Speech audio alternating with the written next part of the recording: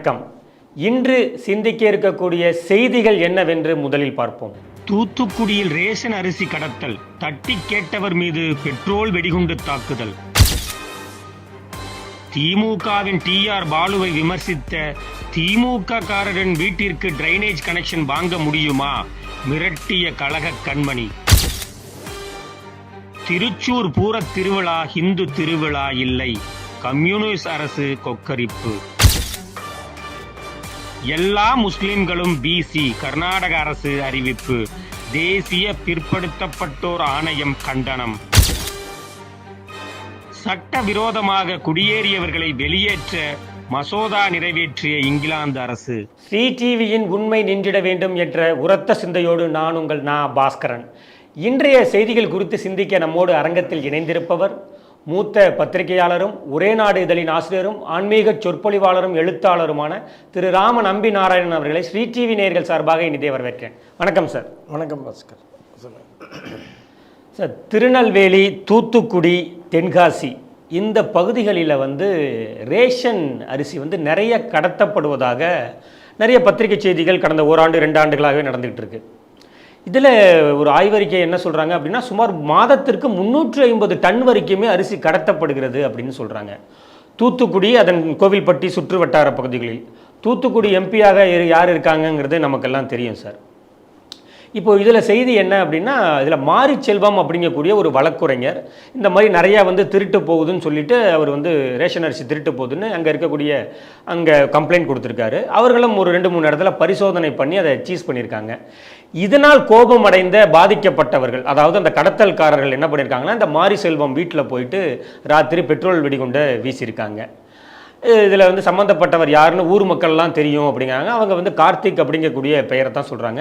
அங்கே சுற்றி இங்கே சுற்றி வரும்போது அவர் திமுக பெண் அமைச்சர் ஒருவரோடு நெருங்கிய உறவில் இருப்பவர், அவர்களுடைய அருட்பார்வையில் இருப்பவர் அப்படிங்கக்கூடிய தகவல் வந்திருக்குதா? இந்த செய்தி எப்படி பார்க்குறீங்க சார்? திமுக எதை கடத்தலைன்னு பார்க்குறேன்.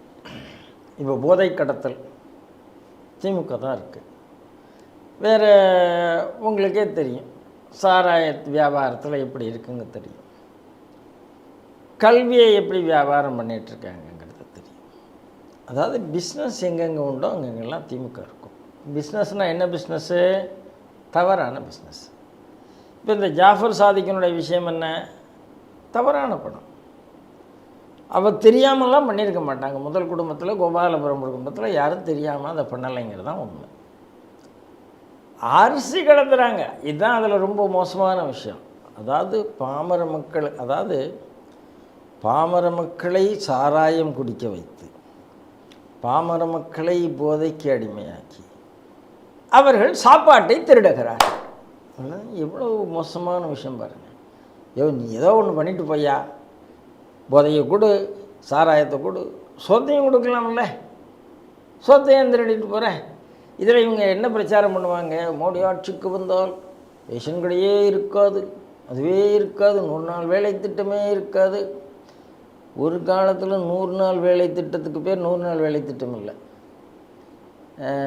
வேலைக்கு அரிசி திட்டம்னு இருந்தது உங்களுக்கு. ஆமாம், அப்படி தான் இருந்தது. அதாவது வேலைக்கு உணவு திட்டம்னு இருந்தது. அந்த அரிசியையும் திருடி கொண்டிருந்தார்கள். அப்போ தான் அதை கேஷாக மாற்றுறது பெட்டர்னு யோசனை வந்தது அரசாங்கத்துக்கு. வேலைக்கு உணவு திட்டம் தான் இருந்தது. அப்போ அந்த உணவு திட்டத்துக்கு வர அரிசியெல்லாம் திருப்பி கேரளாவுக்கு போகும். அதாவது இது இன்றைக்கி கேரளாவுக்கு தான் போகுது. அதாவது நீங்கள் தென்காசி ஏரியாவில் மணல் எப்படி கேரளாவுக்கு போகுதுங்கிறத நீங்கள் ஏற்கனவே நம்ம டிவியில் பார்த்துருக்கோம். வேறு பல மினரல்ஸ் கேரளாவுக்கு போகுது. தமிழ்நாட்டிலேருந்து கேரளாவுக்கும் இவர்களுக்கும் உள்ள கள்ள தொடர்பு என்னென்னா, அங்கே இருக்கிற கம்யூனிஸ்ட் கட்சி இவங்க 2 பேரும் ஒன்று தான். ஆனால் அவன் தன்னுடைய நேச்சுரல் ரிசோர்ஸஸை ஜாக்கிரதையாக பார்த்துக்கிறான், இவங்க அதையும் விற்கிறாங்க. நமக்கும் கேரளாலேருந்து நிறையா வருதே சார், அவருடைய கழிவுகள்லாம் நமக்கு வருது. ஆமாம், அதெல்லாம் நீட்டாக எங்கே போடணுமோ அங்கே போடுறாங்க. அதெல்லாம் நம்ம அரசாங்கம் கண்டுக்கிறதில்ல. ஏன்னா அந்த அளவுக்கு தோழமை பாராட்டுகிறார்கள். அவங்க தோழமைன்னு அர்த்தம். தோழமைனாலே தோழமை கட்சி தோளில் கை போட்டு ஒன்று சீனா தோழமைன்னு கையில் போட்டால் அவங்களுடைய ஆட்டையை போடுறான்னு அர்த்தம். அதுதான் அவங்க பண்ணிகிட்ருக்கிறாங்க. இங்கே இந்த தூத்துக்குடி கோயில்பட்டி குறிப்பாக அந்த ஏரியாவில் 350 டன் மாதந்தோறும்னு சொல்கிறாங்க. மாதந்தோறும். அப்படின்னா இவங்க என்ன பண்ணுறாங்க, அரிசியை வீடு வீடாக போய் கலெக்ட் பண்ணுறாங்க. ஏன்னா ரேஷன் கடையிலேருந்து முன்னால் மாதிரி இப்போ எடுக்க முடியறதில்ல. அதுவும் ஒரு பிரச்சனை இருக்குது. ரேஷன் கடையிலையும் பிரச்சனை இருக்குது. 1 ரூபா அரிசி 5 ரூபா கொடுத்து வாங்குறாங்க. என்ன நியாயம் பாருங்கள், 5 ரூபா கொடுத்து வாங்குறாங்க. அப்புறம் 5 ரூபா அரிசியை 60 ரூபாய்க்கு விற்கிறாங்க. இப்போ என்ன லாபம் வருதுன்னு பாருங்கள். கொடுக்குறவங்கள என்ன சொல்லி வாங்குறாங்க, எத்தனை பேர் கார்டு போட்டிருக்காங்க. நாம் சொல்லிகிட்டு இருக்கோம் மோடி அரசாங்கம் வந்த பிறகு இத்தனை லட்சக்கணக்கான போலி கார்டுகள் ஒழிக்கப்பட்டு விட்டது. அதுக்கப்புறம் எவ்வளோ இருக்குன்னு பாருங்களேன் இந்த நாட்டில். அதனால் இதுக்கெல்லாம் செக்ஸ் அண்ட் பேலன்ஸ் வேணும் என்றால் மத்திய அரசாங்கத்துக்கு இன்னும் முழு பவர் வேணுங்கிறது தான் என்னோட அபிப்பிராயம். எல்லா மாநில அரசாங்கமே இதுதான் பண்ணுறாங்க. ஒரு காலத்தில் காமராஜர் நம்ம எதுக்காக பாராட்டுறோம், மாவட்டத்திலேருந்து மாவட்டம் லாரிக்கு போனோம்னா பெர்மிஷன் உண்டு. அப்புறம் தமிழ்நாட்டில் எங்கும் போகலாம்னு வந்தது. இன்றைக்கி ஆல் இண்டியா பெர்மிட்னு வந்தாச்சு. இந்த ஆல் இண்டியா பெர்மிட்லாம் நம்ம ஒரு பெரிய சாதனை, உண்மையான சாதனை தான். ஒரு சின்ன சின்ன மாவட்டத்திலேருந்து மாவட்டத்துக்கு அரிசி கொண்டு போனால், கடத்தினால், நீங்கள் காங்கிரஸ் ஆட்சி காலத்தில் பார்த்தீங்கன்னா ஒரு மாவட்டத்திலேருந்து ஒரு மாவட்டத்துக்கு அரிசி கடத்தினா அது பயங்கர செய்தி. இப்போ ஆல் இண்டியா பெர்மிட் நீங்கள் மாநிலத்துக்கு கடத்து கொண்டு இருக்கிறீர்கள். அப்போ எந்த இடத்துல மனிதன் எல்லா நல்லதையும் எப்படி கெடுதலாக எடுத்துக்கொள்வார் அப்படிங்கிறது தான். அப்போ நீங்கள் நம்ம செக் போஸ்ட்டில் என்ன வேலை நடக்குது அப்படின்னா, ஏற்கனவே நம்ம தென்காசியில் பார்த்தோம், செக் போஸ்ட் எல்லாமே பள்ளியில் போய் இருக்குது. இது முதல்ல சரி பண்ணணும். ஏன் சரி பண்ண முடியாது அப்படின்னு கேட்டால், அவர்கள் மாநில அதிகாரத்துக்கு உட்பட்டவர்களாக இருக்கிறார்கள். அப்போது இந்த மாதிரி இடம்லாம் மத்திய அரசாங்கத்தினுடைய அதிகாரம்தான் வர வேண்டும். மத்திய அரசாங்கத்தினுடைய அதிகாரம் வந்தால் இது எல்லாம் சரியாகிடும்னு நான் நினைக்கிறேன். மற்றபடி திமுககாரர்கள் அரிசி கடத்துக்கிறார்களே அப்படின்னு சொன்னால் அவங்க ஆளே கடத்தக்கூடியவர்கள் தான். அரிசி கடத்துகிறாங்களான்னு கேள்வி கேட்குறதுல ஒன்றும் அர்த்தம் இல்லைன்னு நான் நினைக்கிறேன். இரண்டாவது செய்தியும் திமுக தொடர்பிலே தான் சார் செய்தி எடுத்திருக்கோம். ஸ்ரீபெரும்புதூரை சேர்ந்தவர் ராமலிங்கம் அப்படிங்கக்கூடியவர். இவர் திமுகவின் பிரமுகரும் கூட. நடந்து முடிந்த இந்த பாராளுமன்ற தேர்தல் கேண்டிடேட் திரு டிஆர் பாலு, அவருக்கு ஆதரவாகவும் இவர் பிரச்சாரம் மேற்கொண்டிருக்காரு இந்த ராமலிங்கம் அப்படிங்கிறவர். இவருடைய மகன் ஜப்பானில் இருக்கார். அவருடைய பெயர் சிவராமகிருஷ்ணன்னு பேர். ஜப்பானில் ஒரு ப்ரைவேட் கம்பெனியில் ஒரு ரிசர்ச் அண்ட் டெவலப்மெண்ட்டில் ஒர்க் பண்ணிகிட்டு இருக்காரு. இவர் என்ன பண்ணுறாருன்னா ஒரு யூடியூப் சேனலும் வச்சுருக்காரு. தமிழக செய்திகள், ஜப்பானில் இருக்கக்கூடிய செய்திகள், இந்தியா குறித்த செய்திகளை அப்பப்போ காணொலியாக வெளியிடுறாரு. பிரச்சாரத்துக்கு முன்பு ஸ்ரீபெரும்புதூர் தொகுதி எப்படி இருக்குது, என்னென்ன குறைபாடுகள் இருக்குது, என்னென்னலாம் வேண்டும் அப்படின்னு சொல்லிட்டு ஒரு பிரச்சார வீடியோவை அவர் போட்டிருக்காரு தன்னுடைய வலைதளத்தில். அதை பார்த்துட்டு பிரச்சாரம் வரைக்கும் அமைதியாக இருந்த பிறகு அங்கே இருக்கக்கூடிய ஸ்ரீபெரும்புதூர் ஊராட்சி ஒன்றிய தலைவர் இவர் இந்த ராமலிங்கம் அப்படிங்கக்கூடிய இந்த திமுக நிர்வாகிட்ட, ராமலிங்கம் அப்படிங்கக்கூடிய இந்த திமுக நிர்வாகி, அதாவது அந்த ஜப்பானில் இருக்கக்கூடிய அவருடைய அப்பாவை கூப்பிட்டு மிரட்டியிருக்காரு. நீ இங்கே வீடு கட்டிட்டு தானே இருக்க, நீ எப்படி ட்ரைனேஜ் கனெக்ஷன் எடுப்ப, நீ எப்படி வாட்டர் கனெக்ஷன் எடுப்ப, நீ எப்படி எலக்ட்ரிசிட்டி கனெக்ஷன் எடுப்பான்னு பார்ப்போம், உன் பையன் எப்படி அதுக்கெல்லாம் வீடியோ போட்டான் அப்படின்னு சொல்லிட்டு மிரட்டி இருக்கிறதா அவர் மீண்டும் அந்த சிவராமகிருஷ்ணன் யூடியூப்பில் ஒரு வீடியோவை போட்டிருக்காருன்னு செய்தி எப்படி சார் பார்க்குறீங்க? ஸ்ரீபெரும்புதூரில் டிஆர் பாலுவனுடைய வெற்றி மிக தெளிவான வெற்றி, யாரும் அதில் சந்தேகமே படலை. எப்படி கனிமொழியினுடைய வெற்றியில் சந்தேகம் இல்லையோ அப்படி இங்கே டிஆர் பாலுவனுடைய வெற்றியிலையும் சந்தேகம் இல்லை. அதே மாதிரி சில தொகுதி இருக்குது.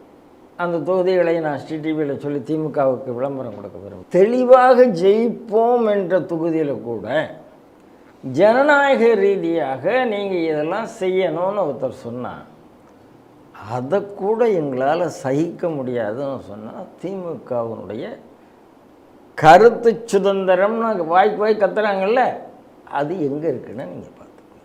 அவ்வளோதான், இதுக்கு ஒரே வழி. திமுக கட்சியில் தலைமையை எதிர்த்து கருத்து சொன்னால் அவர்களை வீட்டுக்கு குண்டர்கள் வருவார்கள். இதான் சார் நடக்குது, இதுதான் நடக்குது. ஆகையினால தான் அவங்களால இப்போது ரெட் ஹேண்டை மீறி யாருக்கு எதை விற்க முடிஞ்சது? G² மீறி யாரால் லேண்ட் வச்சுருக்க முடியுது? எல்லாத்தையும் ஆட்டே போடுறதுங்கிறது அவங்களுடைய ஸ்பெஷல். இப்போ முன்னால் இந்த அரிசி கடத்தலை பற்றி நீங்கள் சொன்னீங்க.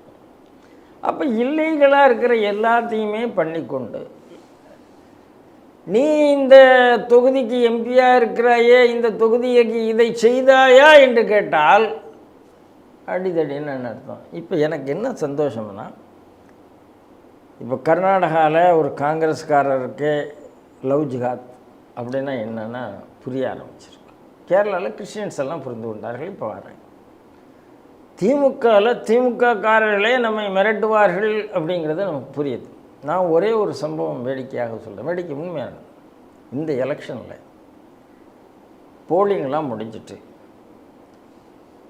ராத்திரி 7 மணி வரைக்கும் ஒரு பூத்தில் திமுககாரர் இருக்கார். எல்லாம் போயாச்சு, பேக் பண்ணி போயாச்சு, எல்லாம் ஓட்டுப்பெட்டி வரைக்கும் பேக் பண்ணி போயாச்சு. அவர் போகாமல் இருக்கிறார். அங்கே இருக்கிற பிஜேபிக்காரர் இந்த ஆள் இதுக்கப்புறமும் போகலையேன்னு சந்தேகப்பட்டுட்டு அங்கே இருக்கிற பிஜேபிக்காரர் அங்கேயே இருந்திருக்கார். அவரும் போகலை, இவரும் போகலை, அவரும் போகலை, இவரும் போகலை. ஊருக்கெல்லாம் அவர் பரப்பட ஆரம்பிச்சிட்டார். பரப்படும் போது அவர் சொல்லியிருக்காரு, பாஜக மட்டும் 4 இடத்துல வந்தால் போதும், அத்தனை திமுக தலைவர் நட்டையும் மோடி கலத்தி விடுவார் அப்படின்னு திமுக ஏஜெண்ட்டு பாஜக ஏஜெண்ட்டு சொல்லிட்டு போகிறார். அப்போ என்ன அர்த்தம் அப்படின்னா, இவர்கள் அந்த அளவுக்கு கொள்ளையடித்து வைத்திருக்கிறார்கள் என்பதை திமுககாரர் சொல்லுகிறார். திமுககாரர்களுக்கு அவ்வளவு அதிருப்தி இருக்குது. அதுவும் இந்த பிடிஆர் பழனிவேல்ராஜனே சொன்னார் பாருங்க, 30,000 கோடி அடிச்சிருக்காங்க. ஏன் காரணம் என்ன? அவங்களாலே அது சகிக்க முடியலை. ஒரு ரேஷனல் வேண்டாமா அப்படின்னு நினைக்கிறாங்க. ஏதாவது காசு அடித்தா கூட நியாயமா அப்படின்னு எல்லாத்தையும் அடித்து புரண்டி எல்லாத்தையும் கையில் வைக்கிறதுன்னா, அப்போ இவர்கள் அந்த தொழிலை மட்டும்தான் செய்கிறார்கள் என்பதான். இப்போ டிஆர் பாலு அந்த தொகுதிக்கு என்ன செய்திருக்கிறாருன்னு கேள்வி கேட்டால் பதில் வர மாட்டேங்குதில்ல. மீண்டும் அவர் நிற்கிறார். சரி, வயசு 84 வயசு ஆச்சு. 84 வயசில் எங்கே பிரச்சாரத்துக்கு போனார்? எங்கேயும் பிரச்சாரத்துக்கு போகல. சாயங்காலம் காலையில் ஒரு 7 to 9 போயிருக்காரு, ஈவினிங் 7 to 9 போயிருக்காரு. ஒரு நாளைக்கு 4. அவெல்லாம் காலையில் 7 to night 10 வரைக்கும் எல்லா கான்ஸ்டியூஷன் போகும்போது இவர் ராஜா மாதிரி உட்காந்துட்டு எல்லா இடத்துக்கும் பணத்தை கொடுத்துட்டு ஆளை வச்சுட்டு அதுக்கப்புறமே இப்படித்தான் பண்ண முடியும்னா திமுகவுடைய ஜீன் என்பதே ரவுடித்தனம் என்பது தான். அதுதான் நிரூபிச்சிருக்கு. ஆனால் இந்த தம்பி சிவராமகிருஷ்ணன், ஜப்பானில் இருக்கிற தம்பி ரொம்ப அழகாக சொல்லியிருக்கார், நான் இதை விட மாட்டேன், எங்கெங்கே என்னென்ன நடந்திருக்குன்னு அதிகாரபூர்வமாக நான் போடுவேன் அப்படின்னு அவர் சொல்லியிருக்கார். அப்போ அப்பாவுக்கு ஒரு ஆபத்து வருங்கிறது அவருக்கு தெரியாமலாம் இருக்காது. அப்படியானால் ஒரு சேலஞ்சிங் சிச்சுவேஷனுக்கு யூடியூபர்ஸை கூட தள்ளி கொண்டிருக்கிறார்கள் வெளிநாட்டில் இருக்கிறவங்க. எனக்கு இன்னொரு செய்தியும் ஞாபகம் வருது. வெளிநாட்டில் இருக்கிற ஒருத்தர் திமுகவை பற்றி யூடியூப்பில் ஈவேராவை பற்றி நல்லபடியாக விமர்சனம் பண்ணியிருந்தார். நல்லபடியான உங்களுக்கு தெரியும் அவருடைய உண்மையை சொல்ல. மதுரையில் இருக்கிற அவர் வீட்டுக்கு அவருடைய அப்பா அம்மாவை போய் திமுககாரர்கள் மிரட்டினார்கள். சம்பவம் சொல்லிகிட்டே இருக்கலாம். அங்கேயே அதே வெளிநாட்டில் அவர் இருக்கிற ஏரியாவில் போய் அவரை மிரட்டுறாங்க கண்டுபிடிச்சி. அதாவது திமுகவில் ஜனநாயகங்கிறது கிடையாதுங்க. மிரட்டல், உருட்டல் ஒன்றும் இல்லை. செந்தில் பாலாஜி உள்ளே போன உடனே தொட்டுப்பார், மோதிப்பார் அப்படின்னு பேசினா இல்லையா? யாரை பேசுகிறாங்க? ஒரு ஏடி அதிகாரிகளை பேசுகிறாங்க, ஒரு மத்திய அரசாங்கத்தை பேசுகிறாங்க. இன்றைக்கி தொட்டுப்பார் மோதிப்பார்லாம் இந்த எலெக்ஷனுக்கு அப்புறம் என்ன ஆகணும்னு எல்லாருக்கும் தெரியும்னு வச்சுப்போம். அப்போ இவர்களுக்கு ஒரு பயம் இருக்கிறது. வெற்றி உறுதின்னு சொன்னாலும் இந்த பயம் இருக்கிறதுனா அந்த பயம் இருக்கட்டும்பா அப்படின்னு தான் நான் சொல்லுவேன். மூன்றாவது செய்தியாக, இங்கே எப்படி நாத்திக அரசு ஆளுகிறதோ அதே போல் கேரள மாநிலத்திலுமே கம்யூனிச சித்தாந்தம் நாத்திகதை தான் பெரும்பாலியாக அவங்களும் நாத்திக எதிர்ப்பை தான் பெருவாரியாக கொண்டிருக்காங்க சார். சபரிமலையில் என்னென்ன மாதிரியான அந்த வழிபாட்டு நெறிமுறைகளுக்கு அவங்க நெருக்குதலை ஏற்படுத்தினாங்கன்னு நமக்கு தெரியும். அதிலிருந்து நம்ம எப்படி மீண்டு வந்தோம், சட்ட போராட்டம்லாம் போராடின்னு தெரியும் சார். திருச்சூர் பூரம் அப்படிங்கக்கூடியது உலக பிரசித்தி பெற்றது சார். அங்கே இருக்கக்கூடிய அந்த திருச்சூரில் இருக்கக்கூடிய அந்த கோவிலில் நடக்கக்கூடிய அந்த வான வேடிக்கை, அங்கே இருக்கக்கூடிய அந்த யானைகளினுடைய அந்த ஊர்வலம், இதெல்லாம் வந்து அந்த திருவிழாவை காண்பதற்கு பல மாவட்டங்கள்லேருந்து மக்கள் வருவாங்க. கோலாகலமாக அதை கொண்டாடப்பட்டு இருக்கு. அதுக்கு இந்த முறை என்ன பண்ணியிருக்காங்கன்னா, அங்கே இருக்கக்கூடிய காவல்துறை அதிகாரிகள்லாம் ஏகப்பட்ட கெடுபிடியை வச்சுருக்காங்க. அந்த ஃபயர் கிராக்கர்ஸுக்கு டயத்தை குறைச்சிருக்காங்க. அதுக்கு கரெக்டான டயத்தில் அப்ரூவல் கொடுக்கல. அங்கே வந்து அந்த யானைகளின் மேலே வந்து ராமர் படத்தை நிப்பாட்டி வைக்கக்கூடிய ஒரு இது குடமாற்றம் அப்படிங்கிறாங்க அதுக்கு பெயர், அதை வந்து தடை செய்திருக்காங்க. கேட்டால் வந்து பெருவாரியான மக்கள் எல்லாருமே வராங்க, அது வந்து ஒரு மதம் சார்ந்து இருக்குது அப்படிங்கிறது. திருச்சூர் விழாவே ஒரு மதம் சார்ந்த ஒரு விழா தான். அது பெருவாரியான மக்கள் வர்றதுனால அது அவங்க மனதையும் புண்படுத்துகிறோம் அப்படிங்கிற மாதிரி நிறைய கட்டுப்பாடை விதித்து ஒட்டு மொத்தத்தில் அந்த திருவிழாவை வந்து கொலாப்ஸ் பண்ணிட்டாங்கன்னே சொல்லலாம். பெருவாரியான மக்கள் வந்து புகஞ்சு போயிருக்காங்க, நிறைய கம்ப்ளைண்ட்டும் கொடுத்துருக்காங்க. இந்த செய்தி எப்படி சார் பார்க்குறீங்க?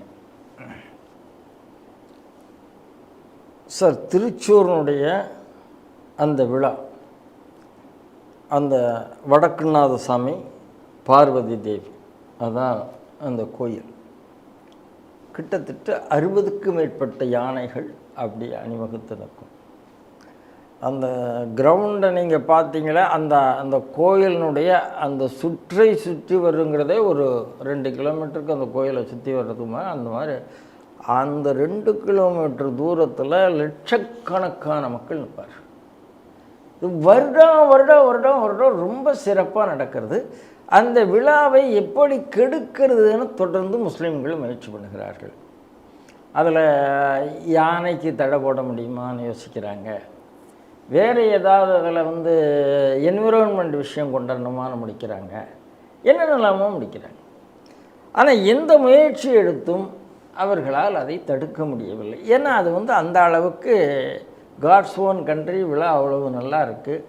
அந்த திருச்சூர் இட்செல்ஃப் அங்கே வந்து ஒரு இசையோ ஒரு கோயில்களினுடைய இதுவோ, அது மட்டும் இல்லை, நிறைய குட்டி குட்டி கோயில்கள் இருக்குது, எல்லாமே நல்லா இருக்குங்க, எல்லாம் இணையிறாங்க. அப்போ இவர்களுக்கு என்ன கோபம் வருகிறதுனா அதை எப்படி தடை பண்ணுறது அப்படி. இப்போ இன்னொரு விஷயம் இருக்காங்க, ஹிந்து திருவிழா ஒரு விழாவை நீ கொண்டாடுன்னு சொன்னால், கொண்டாடாதன்னு சொன்னால் கோபம் வந்துடும்.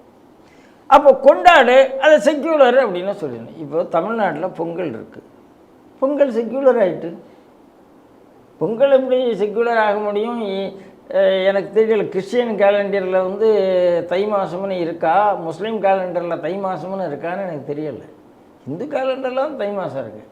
அவங்களுக்கு முன்னால் ஜனவரியிலேருந்து ஒரு இருக்குது, இவங்களுக்கு வந்து ஒரு முஸ்லீம் மாதங்கள் இருக்கே தவிர தை மாதம்ங்கிறது இல்லை.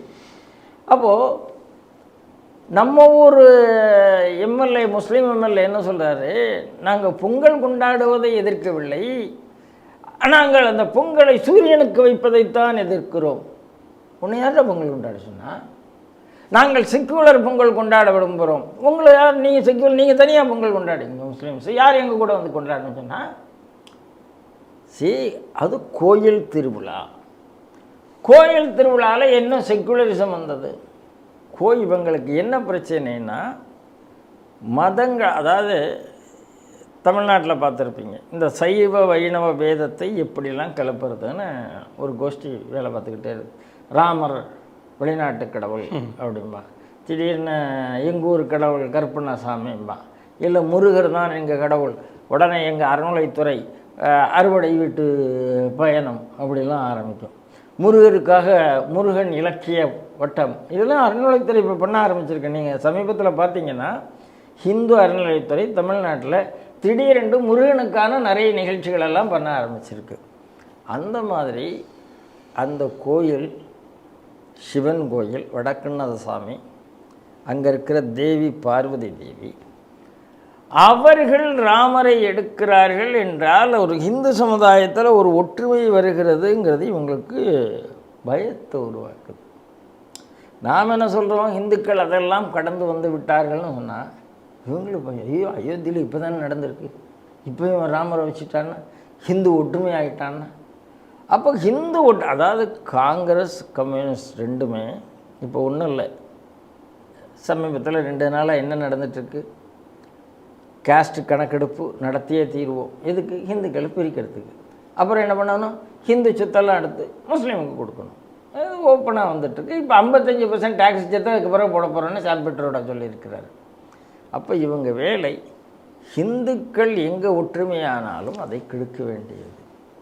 இதில் செக்யூலர் முஸ்லீம்களுக்கு அங்கே வேலையே இல்லையே, நீ வந்து முஸ்லீம்களை புண்படுறார். அப்போ ஹிந்து கோயிலில் எந்த திருவிழாவும் முஸ்லீம் கும்பிட தான் செய்வான்.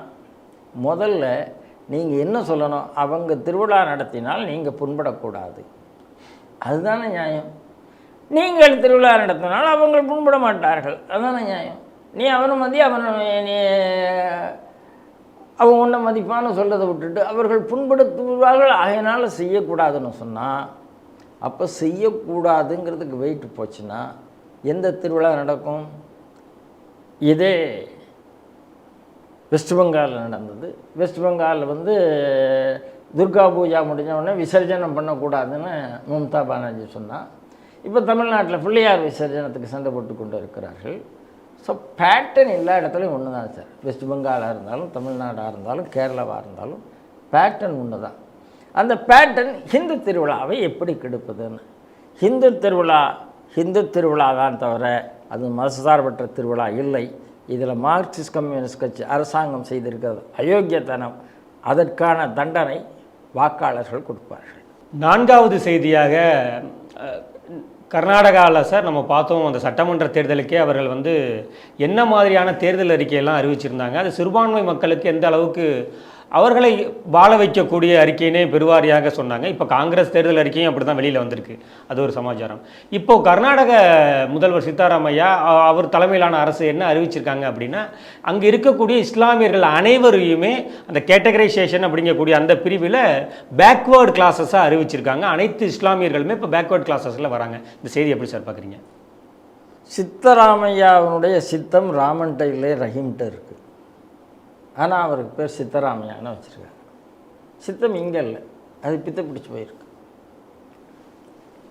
திப்பு சுல்தான் ஜெயந்தி ஆரம்பித்தார், பெரிய கான்ட்ராவர்சி வந்தது. அப்புறம் பாரதிய ஜனதா கட்சி ஆட்சிக்கு வந்தது, எல்லாம் சரியாச்சு. இப்போ திருப்பி அதை கொண்டாடுறதுக்கு முயற்சி பண்ணிகிட்டு இருக்கிறார். பாரதிய ஜனதா கட்சி ஆட்சி இருக்கும்போது பள்ளிக்கூடத்தில் பர்தா போடுறது ஒரு பிரச்சனையாச்சு. 8 பேரை கொண்டு போட ஆரம்பிச்சு. இன்றைக்கி எப்படி அதுக்கு அனுமதி கொடுக்குறதுன்னு யோசிக்கிறார். மத்திய காங்கிரஸே நாங்கள் வந்து அந்தந்த கட்சிக்கான யூனிக்னஸ் அந்தந்த ரிலிஜனுக்குன்னு சொல்லும்போது காமன் சிவில் கோடு வேண்டாம் என்று சொல்லி கொண்டு இருக்கிறார். யார் ஒற்றுமைப்படுத்த வேண்டுமோ அவர்கள் இஸ்லாமியர்களை பிரித்து வைத்து கொண்டிருக்கிறார்கள். இதில் காங்கிரஸ் என்றைக்குமே இந்த வேலையை செய்து கொண்டு தான் இருக்கிறது. இதில் சந்தேகம் கிடையாது. இப்போது தெலுங்கானாவில், ஆந்திராவில் முதல்ல என்ன வந்தது? 3.5% ரிசர்வேஷன். அதாவது இந்தியாவிலங்க reservation only on caste basis, religion பேசிஸில் ரிசர்வேஷன் கிடையாது. அதுக்கு அரசியலமைப்பு சட்டத்தில் இடம் இல்லை. ஆனால் அரசியலமைப்பு சட்டத்தில் இல்லாததை ஆந்திராவில் கொடுத்தாங்க. ஆந்திராவில் கொடுத்ததுக்கப்புறம் அது கோர்ட்டில் போச்சு, கேஸு போச்சு, ஏதோ நடக்குது. அதே மாதிரி தமிழ்நாடு ஃபாலோ பண்ண ஆரம்பிக்கிறாங்க. இப்போது ரொம்ப டேஞ்சரஸாக மொத்த முஸ்லீம்களை பேக்வேர்டு கிளாஸ் என்று அறிவித்து விட்டார்கள். இப்போது உங்களுக்கு 50%க்கு மேலே போகக்கூடாதுங்கிற ரிசர்வேஷனாக 69% வரைக்கும் தமிழ்நாடு கொண்டு போயிருக்கு. இப்போ கர்நாடகா, இப்போ காங்கிரஸ் என்ன சொல்கிறது? 96% மக்கள் பேக்வேர்டு வாங்குற மாதிரி காங்கிரஸ் பேச ஆரம்பிச்சிருக்கு. இது மாதிரி அபத்தம் கிடையவே கிடையாது.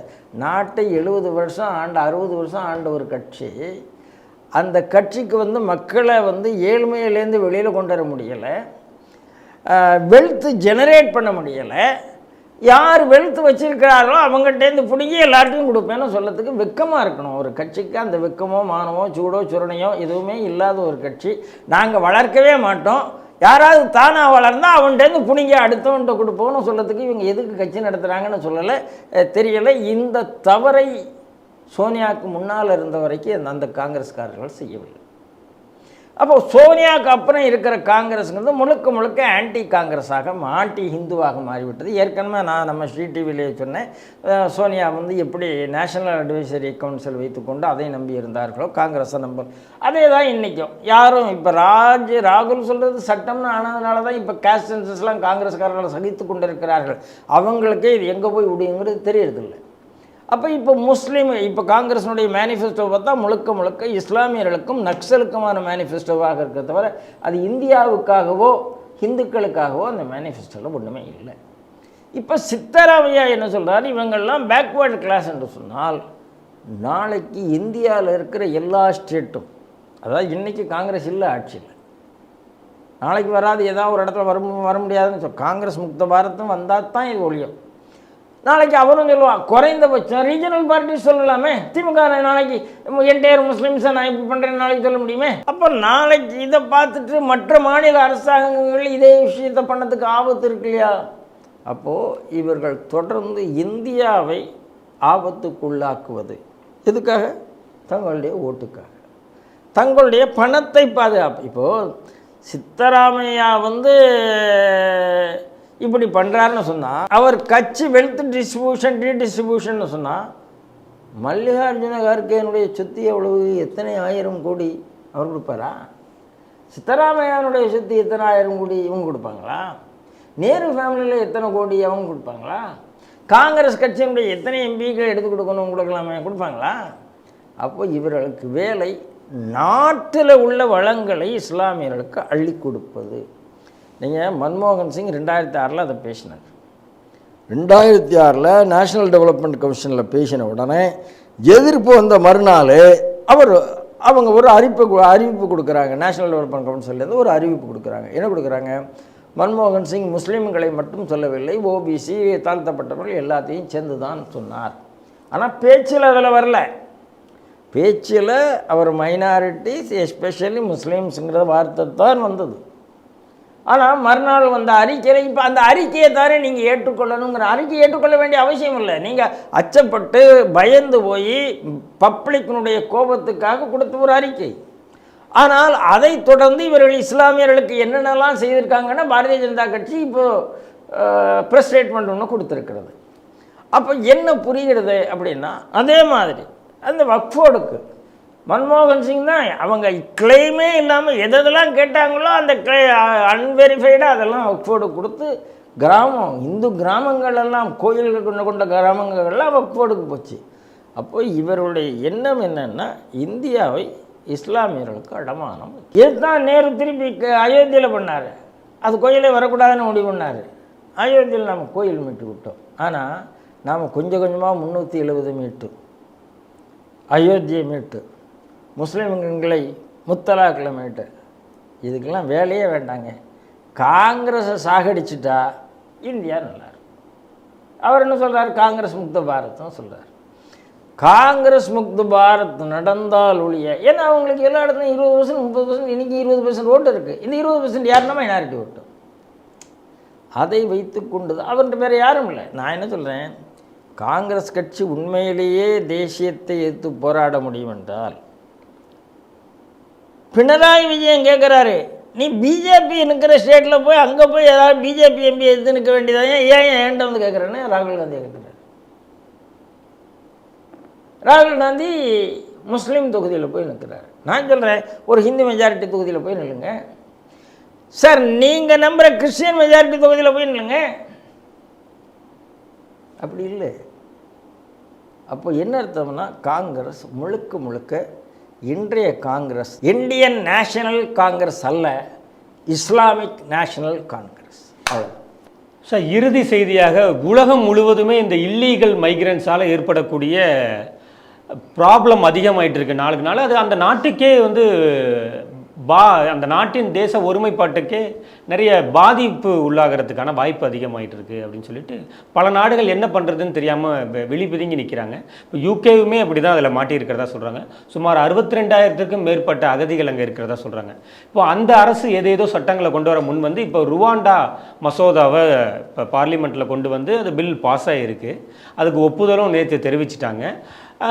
யூகே பிரைம் மினிஸ்டர் ரிஷி சுனக்குமே தன்னுடைய மகிழ்ச்சியை தெரிவிச்சிருக்காரு. இதன் மூலமாக எதிர்காலத்தில் வந்து இது வந்து இந்த இன்ஃபில்ட்ரேஷன் அப்படிங்கக்கூடியது வந்து உங்களுக்கு கண்ட்ரோலில் வரும் அப்படின்னு சொல்லியிருக்காரு. செய்தி எப்படி சார்? அதாவதுங்க, இதில் 2 விஷயம் இருக்குது. ஒன்று அகதிகள், இன்னொன்று இமிக்ரெண்ட். இமிக்ரெண்ட்னா புரியுது இல்லையா? குடியேறுவோர். இப்போ ஐரோப்பாவில் உள்ள பெரிய பிரச்சனைன்னா குடியேறுவோர், இமிக்ரெண்ட் பிரச்சனை. எங்கேருந்து? இஸ்லாமிய நாடுகள்லேருந்து குடியேறுவர்கள் அந்த ஐரோப்பியாவினுடைய கிறிஸ்தவ கலாச்சாரத்தை ஒழித்து விட்டார்கள். இன்றைக்கி ஐரோப்பாவினுடைய டெமோகிராஃபி மாறி இருக்குது. டெமோகிராஃபிக்கு என்ன அர்த்தம்? டெமோகிராஃபி என்ன? Population science. அந்த பாப்புலேஷன் சயின்ஸ் மாறினதுனால இன்றைக்கி Europe is doomed. Europe is almost Islamic countries. ஃப்ரான்ஸில் ஏன் வெடிவெடுக்குது? ஒன்றுமே இல்லாமல் இன்றைக்கி ஜெர்மனியில் கூட அந்த பிரச்சனை வர ஆரம்பிச்சிருக்கு. எங்கேருந்து வருகிறது அப்படின்னா இந்த இமிக்ரேஷன் ப்ராப்ளம். லண்டன் முழுக்க இஸ்லாமியர் கையில் போயாச்சு. நான் ஏற்கனவே நம்ம ஸ்ரீ டிவிலே சொல்லியிருக்கேன். டோனி பிளெயின் இருக்கும்போது இங்கே இந்தியாவில் இருக்கிற மாதிரி எப்படி புறம்பினாரோ அப்படியே அவர் இன்ஸ்டிடியூஷன்ஸ் எல்லாமே, எல்லா யூனிவர்சிட்டியும், அகாடமிக் யூனிவர்சிட்டிஸ் எல்லாம் ஜிகாதி கையிலையும் நக்சல் கையிலையும் போயிடுத்துன்னு டோனி பிளெயின் சொன்னார்.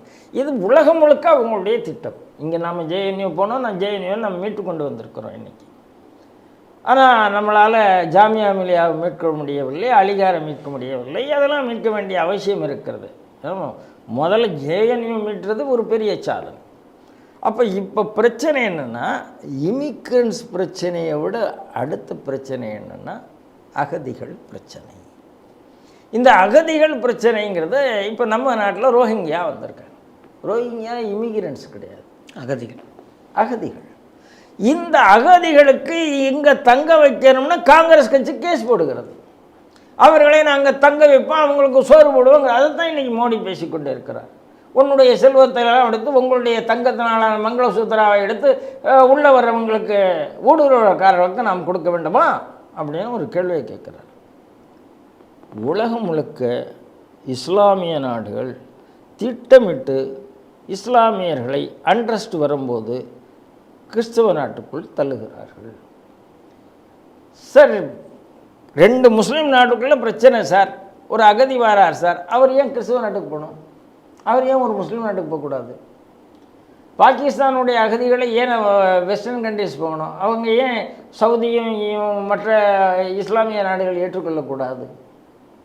சரி, இது ஒரு பிளான்டு, அதாவது இஸ்லாமியர்களுடைய ஒரு திட்டத்தில் இந்த இன்ஃபில்ட்ரேஷன் என்பது அந்த தாருல் ஹராப், தாருல் இஸ்லாம் என்று சொல்லப்படக்கூடிய அந்த தாருல் ஹராபையெல்லாம் தாருல் இஸ்லாமாக மாற்றுவதற்காக இருக்கக்கூடிய ஒரு செயல் திட்டத்தில் இந்த அகதிகளாக அனுப்புவது. இந்த அகதிகளாக அனுப்புகிறவங்களுக்கு நிறைய பணம் கொடுத்து அனுப்புகிறாங்க. அந்த இஸ்லாமிக் கண்ட்ரீஸ் பணம் கொடுத்து அனுப்புகிறார்கள். இதை நீங்கள் பார்க்கணும். பணம் கொடுத்துட்டு அதுக்கப்புறம் போயிருந்தாங்க. இப்போது இங்கே பிரிட்டிஷில் நடந்த இந்த விஷயத்தை நான் நேரடியாக இஸ்லாத்துக்கு கூட நான் நினைக்கவில்லை. ஆனால் நாம் என்ன புரிந்து கொள்ள வேண்டும் என்றால், எல்லா இடத்திலையும் அகதிகள் ஒரு பிரச்சனையாக இருக்கிறார்கள். அவர்களை அகற்றுவது கஷ்டமாக இருக்கிறது. நல்ல வேளை இந்த இடத்துல அந்த ஜிகாதிகளுடைய ஃபோர்ஸ் குறைவாக இருந்ததன் காரணமாக இந்த பில் நல்லபடியாக பாஸ் ஆகிருக்கு. அப்படித்தான் நான் பார்க்குறேன்.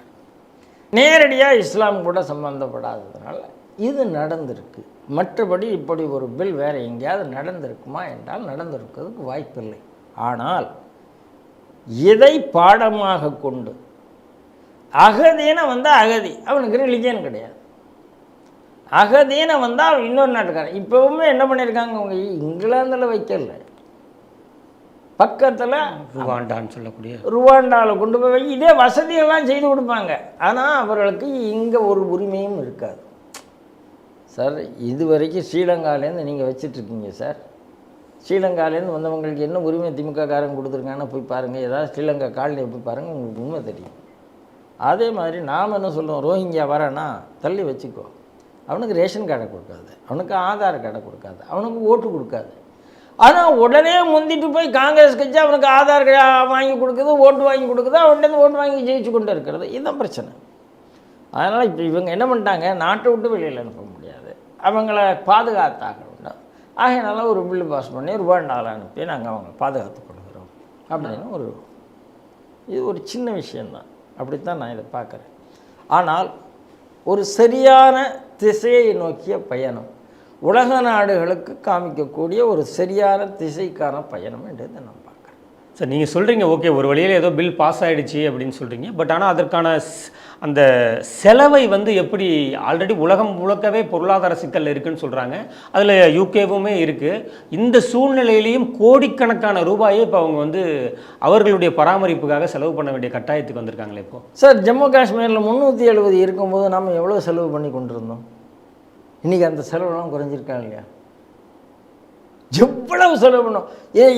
இதே நக்சலும் இதே ஜிகாதிகளும் என்ன கேட்டிருக்காங்க, இவ்வளவு செலவு பண்ணி நீ ஜம்மு காஷ்மீரை இந்தியாவில் வச்சுக்கிட்டு இருக்கணுமா, கொடுத்துட வேண்டியதானே, கேட்டிருக்காங்களா இல்லையா? ஆனால் அவ்வளவு செலவு பண்ணி வச்சுட்டு இருந்ததுனால தானே இன்றைக்கி ஒரு நல்ல ஆட்சி வந்து 370 எடுத்திருக்கோம். ஆகையினால சில இடங்களில் இதை வந்து தவிர்க்கும். நீங்கள் அவங்க நாட்டுக்குள்ளே இருக்க வேண்டாம் அப்படின்னு நினச்சா அவங்க பராமரிப்பு நீங்கள் பராமரிப்புக்கான செலவு கொடுத்தானே ஆகணும். இப்போது அவங்களுக்கு ஒரு யார்ட் ஸ்டிக் இருக்குது சார். அகதின்னு வந்தால் அவனுக்கு என்ன கொடுக்கணும் அப்படின்னு ஒரு யார்ட் ஸ்டிக் இருக்குது.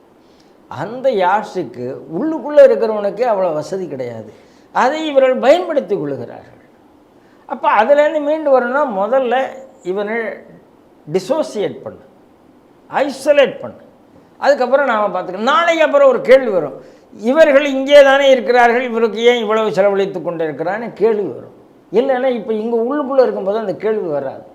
அந்த கேள்வி வரும்போது அதுக்கான ஆன்சர் வரும். அப்போது அதை பற்றி இன்னொரு விழிப்புணர்வு வரும். இது ஒரு ப்ராசஸ். அப்படி தான் நான் பார்க்குறேன். ஸ்ரீ டிவி நேயர்களுக்கு தெரியும், நாம் தினந்தோறும் 5 செய்திகளை எடுத்து விவாதித்து மக்கள் முன் கொண்டு வந்து சேர்க்கிறோம். முன்னணி செய்தி ஊடகங்கள் எடுத்து விவாதிக்க தயங்கக்கூடிய, அஞ்சக்கூடிய செய்திகளை ஸ்ரீ டிவி நெஞ்சுரத்தோடு தேச நலனில் அக்கறை கொண்டு செய்திகளை திரட்டி உங்கள் முன் கொண்டு வந்து சேர்க்கிறது. அந்த வகையில் இன்றைய செய்திகள் சிந்தனைகள் நிகழ்ச்சியில் கலந்து கொண்டு தனது ஆக்கப்பூர்வமான கருத்துக்களை நம்மோடு பகிர்ந்து கொண்ட ஒரே நாடு இதழ் ஆசிரியர் திரு ராம நம்பி நாராயணன் அவர்களுக்கு ஸ்ரீ டிவி நேயர்கள் சார்பாக நன்றியை தெரிவித்துக் கொள்கிறேன். நன்றி பாஸ்கர். ஜெய் ஹிந்த். ஜெய் ஹிந்த். ஜெய் ஸ்ரீராம். ஜெய் ஸ்ரீராம்.